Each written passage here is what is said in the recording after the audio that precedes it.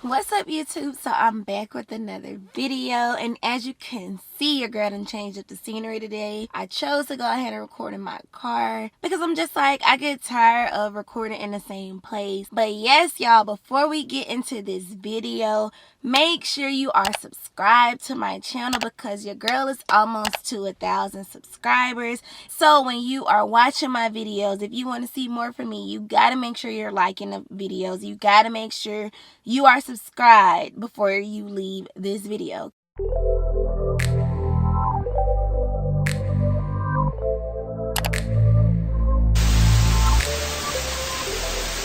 In today's video, I'm about to share with y'all my experience and my perspective as a single soldier in the military. And yes, if you do not know what it means to be a single soldier in the eyes of the military, that means you have joined or you will be joining and you will not be accompanied. So that means you are not married, you don't have any dependents, so no kids, you're not a caretaker, so you don't have any elders or anybody else that you're watching after that is counting on you.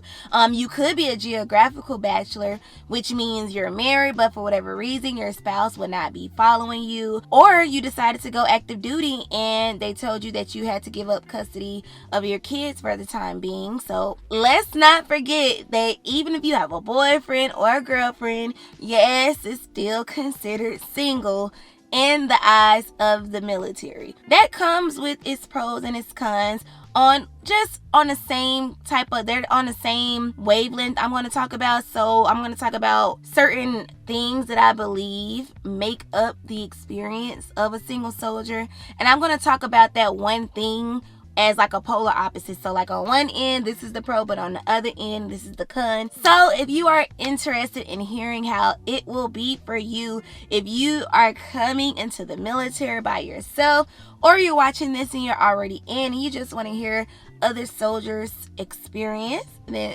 stay tuned for the rest of the video. Alright, y'all, so for the first one, I'm going to talk about the pro and the con of moving away from home as a single soldier. So the biggest pro that you will experience moving away from home as a single soldier is your ability to just get up and go. Like, you shouldn't have too many things that you have to make sure are squared away and taken care of before you leave, unless you had like a house or a business or something like that. But I'm assuming if you're watching this and you're coming in, you didn't have too much you're giving up or leaving behind. No, you were moving away as a free person, and because of that, you're gonna be able to just chuck up the deuces and head on your merry way to the military. And what goes with the pro of moving away from home is the con that you are leaving everything behind for a completely new life.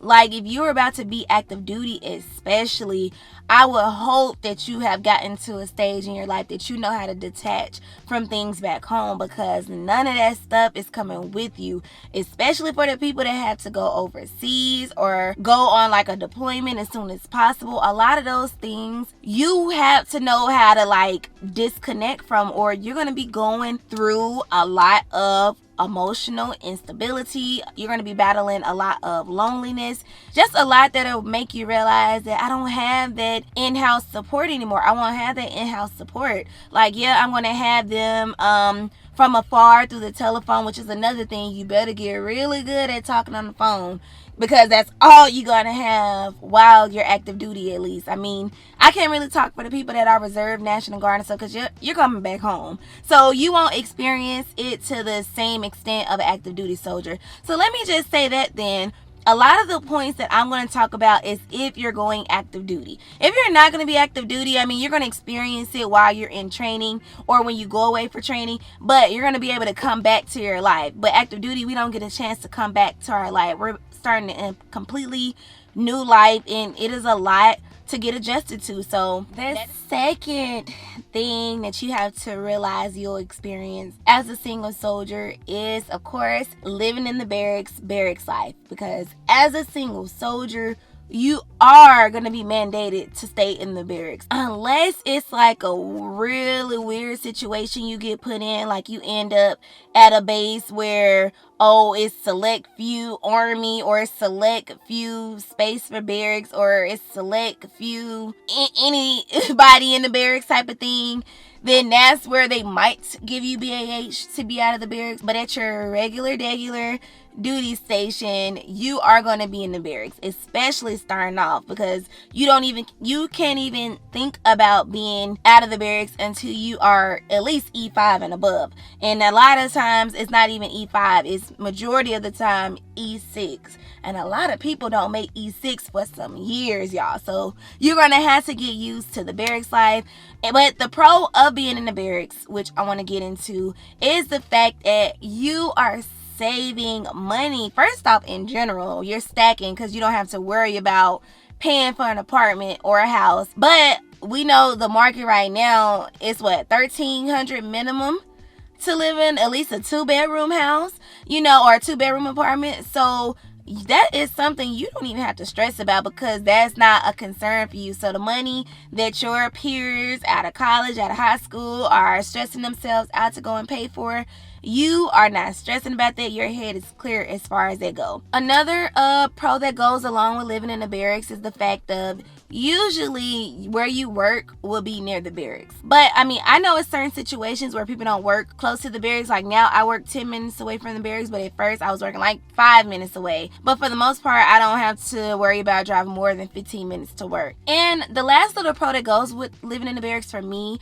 I'm not really experiencing, but I know is what's going on in other barracks, is that the barracks are essentially dorms, y'all. So it's literally set up like college. So we don't get a chance to experience that in our barracks, but other barracks, I hear that it's fun. People hanging outside, chilling. They're having their little parties and barbecues and get-togethers outside. So you might have a better chance of having camaraderie at your usual barracks situation, whereas I'm medical, I'm not really in that type of setup. So let me get into the cons of living in a barracks.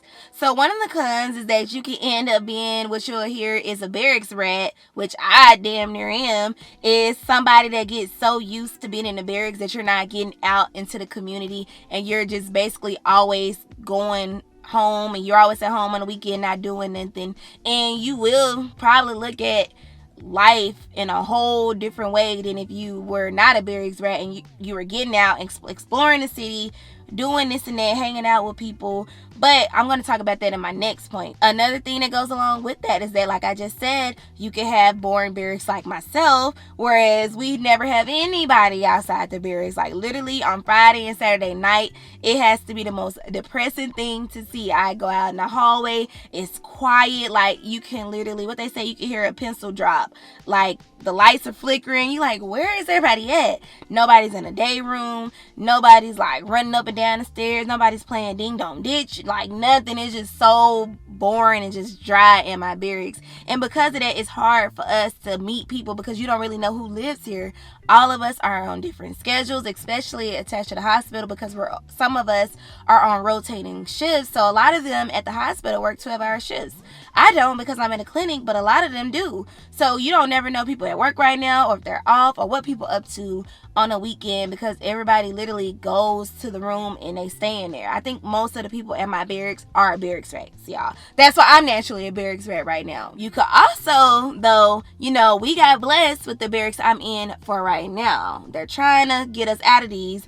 We just don't know the date that we're leaving. But you can be in some bare minimum barracks, So yes, you are not paying any money to live in those barracks, but now you're dealing with the fact of you ain't paying no money to live in these barracks. So it'd be a lot wrong with them, no stove, no kitchen, being this close to the person next to you. Some people sharing a room. Like, you just never know what your toss up is going to be with how you're living in the barracks. Now, they say they're trying to make the barracks a higher standard for the barracks these days, which even our barracks look so good, but they're trying to downgrade us so bad, y'all. So I don't know how true that is no more. I think that also staying in the barracks, a big con about that is I think that it keeps you stagnant and limits your progression as an adult. Because if you get so used to the military taking care of you, or not paying rent, or having big household responsibilities, you won't know how to do that stuff for real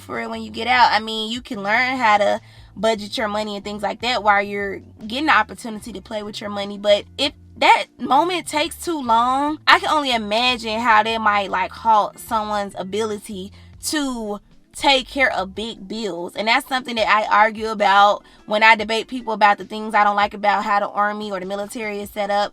So I'm not gonna get into that right now, but that's one of the things I feel is very limiting, especially for already grown adults. Like people like myself, 25 and older, like we need to be able to have a real adult life and pay for things like that, because it's gonna come, especially if you get pregnant or have kids out of nowhere, you get married out of nowhere. And now I've been used to, like right now, not paying any big bills, and then out of nowhere, oh, I gotta pay some big bills again. Like that's gonna be a major like adjustment, and I think that needs to start sooner rather than later. And I think the last con about living in the barracks, as you can see, is way more cons about living in the barracks than pros. And I forgot to mention the biggest one is barracks inspection, y'all. Barracks inspections, of course, people, we like our privacy. We want to know that we don't got to worry about nobody coming and judging how we are living.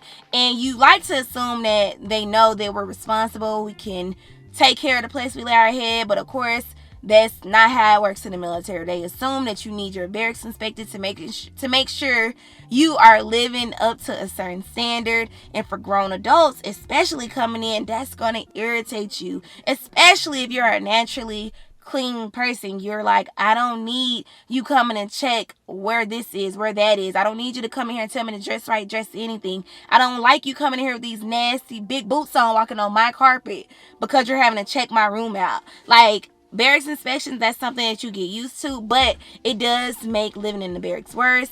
And I have one more con for living in the barracks, is the fact of you will miss being able to have those house gatherings that we have in regular life. Like if you're back home right now at your family house, wherever you at, you get invited to like a Christmas party, a Thanksgiving event, Mother's Day weekend, Easter Day weekend, Juneteenth or something, 4th of July. A lot of those things that we're naturally getting invited to when you're in the regular world. But like now, we don't know who doing that stuff, because the people that have options to do that stuff are either married or our leadership. And half the time, I don't really see leadership having those things and inviting us over there. Like, not my leadership. They don't be having stuff at their house and be like, yeah, come pull up, we doing this, we doing it, bring your own beer. None of that. I'm just like, dang, I miss being able to do that stuff, because that's what really make you feel at home. It makes you really feel like you still have a regular life. So let's get into the next thing in the pros and cons about being a single soldier, is getting out into the community. And the pro that goes with that is you can be outside. And when we say outside, you know what it means to be outside. You can go and do whatever you want. You can stay out as long as you want to. You can get up and move how you want to. And you can really just, live free, YOLO, however much you want. Of course, can't do nothing crazy because you're still in the military. But you can do it because it's just you, and you don't really have nobody you don't have nobody in your life that is like counteracting that. Like, you don't have family at home, you don't have anybody watching over you, so it's just kind of like you are doing your thing. You're outside as much as you want to be, and like you don't have no reason to say no to no invites. I mean, you don't got nothing to really do for real, unless you got something to do with the military. But other than that, if you off work, if you don't got no place of duty to be at, like, you can say yes to literally everything you get invited to, because you really don't got nothing important to do like that. I mean, of course, you should have something important to do, but. So another big pro that single soldiers have is BOSS, the Better Opportunity for Single Soldiers. That is a program in the military, or in the Army. I don't know what it's called in the other branches, but in the Army it's called BOSS. And that just gives you the time and the ability to go out and enjoy your community and have a better quality of life as a single soldier. So some things that I've done so far with BOSS is indoor skydiving. I've went whitewater rafting. What else I've done? I've done zip lining. I've done a women's self-defense class. I have sip and paint next week. So a lot of new events that I've been taking advantage of has been because I'm considered a single soldier in the eyes of the Army. And married people or people with families are technically not supposed to be able to do these things. Now, I don't know if they end up doing it some type of way, but they just don't do it through this program where they literally make time for you to do these events, even during work hours, on the weekend, day trips, a lot of things that they have planned for single soldiers so you can meet other soldiers, so you can get out of the barracks, so you can actually feel like you're enjoying your life in your duty station and just exploring your environment, really. So the cons that come with getting out into the community is the fact of you have to count on other single soldiers to get you out of the barracks. Because remember, like I said, the married people are with their families most of the time on a weekend. I rarely hear of the married people in my section inviting people out with them and coming to do things with their family. Unless you just so happen to be in a unit that has really big camaraderie or a big culture, or somewhere else where they're inviting people over to their house. They have a welcoming family, so they're having game nights. They're having barbecues, cookouts, everything else. And they understand that, oh, I can invite some of the single soldiers. But I assume maybe the married people are not inviting the single soldiers because they're inviting the other married soldiers to come and chill with them, because now you can invite your family to come chill with my family. You got kids, I got kids. So it's kind of like they're mingling together, whereas as a single soldier, you're having to count on other single soldiers to get you out. And that's kind of sucky because that's going to take somebody as a single soldier to take initiative. And me, I don't really take that much initiative to go and find people actively like, yeah, girl, let's get out, like, let's do something. Because if nobody else say nothing, I'm assuming nobody wants to do nothing, and I'm gonna just chill, do my YouTube, do what I'm doing for myself, and I'm just gonna call it a day. Another con that goes along with that, and this is a big one for the ladies, being a single lady in the military, is that if you do not have any friends or anybody to do anything with, you have to be extra vigilant or careful about getting out by yourself. Because remember, at the end of the day, you are a woman and you can't be going out to the bar and to the club on the weekend just because you don't got no friends. Like, yeah, I take myself to the movies sometimes, I take myself out to eat sometimes by myself, but you really got to be on your toes and on your P's and Q's about that, especially if you intend to go out looking like something, because now you for sure got people watching you, and you for sure know that somebody in here might try to approach you, and now you just really got to be on your toes. So I know a lot of men I talk to do this, and they have no issue, but I just think that it's different for a single woman coming in, because I just can't up and say, oh, I'm about to go to Raleigh this weekend, I'm be out here chilling, I'm gonna get a couple drinks out there, then gotta drive an hour or something back to Fayetteville. I just think it's so much, room for error.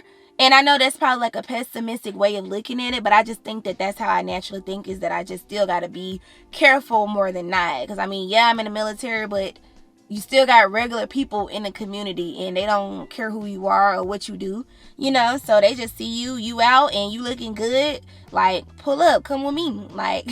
So the next thing that you'll experience as a single soldier is making career and life decisions. And a big pro about that is you have a lot of time and opportunity to handle business in and outside of the military. So as you can see right now, I'm recording YouTube videos. I got some editing to do after this. I can go and start whatever side hustle I want to right now. I can go pick up another job if I want to. I can go do whatever I want to do. I can start school, and I can just maneuver how I want. What goes along with that is the fact that I have a lot of room to play with my path. So if for whatever reason I say, look, I don't want to be enlisted no more, I want to be officer next, I can do that. If I say, no, I don't want to do that, I want to get out the military, I can do that. If I even say, hell, I want to get in trouble and I want to get kicked out, I can even do that. I can literally say a note to this, yes to that, and nobody can say, oh, why you want to do that? You sure? You sure you don't want to do this though? You sure you don't want to do that though? And I'm like, no, I want to do this, and this is how I'm going to do it. Like, yeah, you have people that you can call on the phone to give you support and things of that nature, but you don't have anybody physically in your presence telling you or trying to persuade you to make moves or not make certain moves, and just basically like watching you, like trying to make sure you are doing just whatever it is they don't think you should do. And another pro of just being able to make career and life decisions is that you can be more open to a military things. Like, you can be more open to going off to different schools or different duty stations or deployment, or picking overseas options, or going on these different type of TDYs. So because of what I just said, I want to roll on into the cons. So because you can be more open to military things, remember, yes, everybody has to be willing to go and do these taskers or things that take you out of your permanent area. They're gonna make everybody, whether you're married, whether you're not, whether you got kids, whether you don't, go overseas, be deployed, whatever the case may be. So because of that, I think in my head that they'll be a little more willing, like leadership, to put single soldiers on these type of taskers, because now they know, oh, we can't really ask so-and-so. They got a family. They can say they can't because it is, or they can say they can because it is, or they are a single mother, or whatever the case may be. They can't be sent off to do this because if not, they gotta have this. You know, of course, it's a lot that goes into that, like family care plans and all these type of things.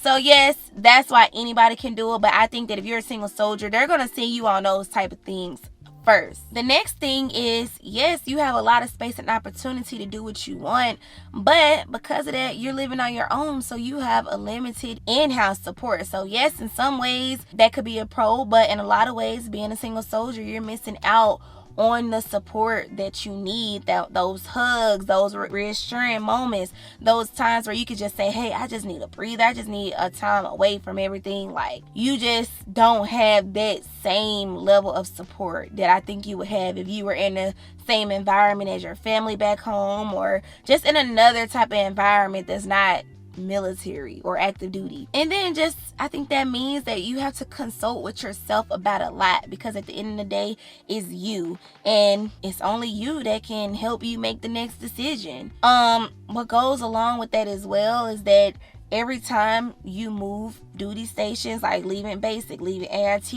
leaving your first duty station, like, you're moving on your own every single time. So that means every single time you're starting all the way over, getting to know people, making good friends, because the chances of you meeting friends and then them going exactly where you're going are slim. So because of that, I think you deal with a lot more emotional turmoil or a lot of emotional instability, because now it's like, dang, I done met so many good people here. Now it's time for me to pack it up and go to the next place, and now I can't take these people with me. I got to start over, and it's going to be me all over again. And y'all, the last thing I want to touch on about being a single soldier and the experience and the perspective that we have is the fact of you are fiending for yourself. And the pros that come with that is the fact of you are holding yourself up, you are supporting yourself. So your bills, whatever bills you choose to take on, you are making sure you're straight outside of the military, making sure you're straight. So all your bills are yours. Your bills belong to you. You don't got to worry about, oh, I got to take my child to daycare, oh, I got to do this, oh, I got to do that. Like, your money is your money, and you can spend your money however you please. You're going to have a lot of play money as a single soldier with no real bills. So, of course, be wise, spend your money wisely, do everything wisely. But, you know what I'm saying? You are supporting yourself. You are making sure you are straight, because you are here physically, like I said, by yourself. And that will literally teach you a lot about being able to survive the world on your own, because you've had to do it on your own. You've had to learn how to fend for yourself on your own, getting used to not having set people in your life, or moving there and not being able to take people with you. You're learning detachment. You're learning how to move on and get used to change. But you know, we got to talk about the con of fending for yourself is, like I just kind of slightly mentioned, is that you are going to be doing a lot on your own. So you might start getting in the mind state that you don't need nobody. You know, like, you've done it all on your own. So you feel like, hey, like, can't nobody tell me nothing. Ain't nobody taking care of me. Like, I got this. I can do this all. And you don't really feel like you need to lean on anybody. So you're going to be taking on this type of exterior, this tough exterior is you, and all you're gonna ever have is you. And you don't want to get in that type of mind state just because you off with the military and you kind of living life on your own for the most part. You still want to feel like, okay, you know, yes, I've been taught how to fend for myself, but at the same time, I still know that if it comes down to it, I will want to feel how it feels to have to count on other people just rather than myself. And another kind of feeling for yourself is the fact of you might get complacent, you might get stagnant because you're so used of the military taking care of you that you might not even try to go after new things. You might not even try to work towards bigger and greater things because you are fine with just where you are. This is just enough for you.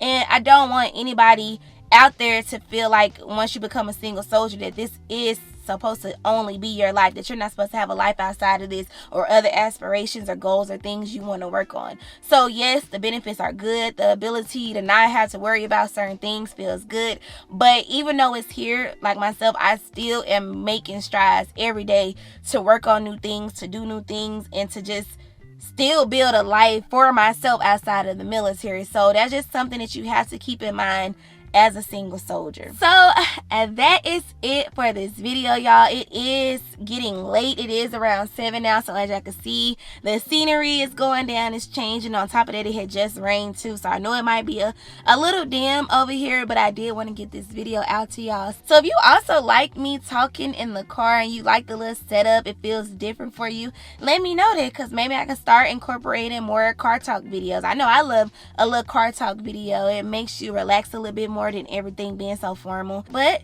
make sure you are continuing to like and subscribe to my channel so I can continue to grow my platform and I can continue to have that motivation to bring you more videos. So that is it for the video. Until next time.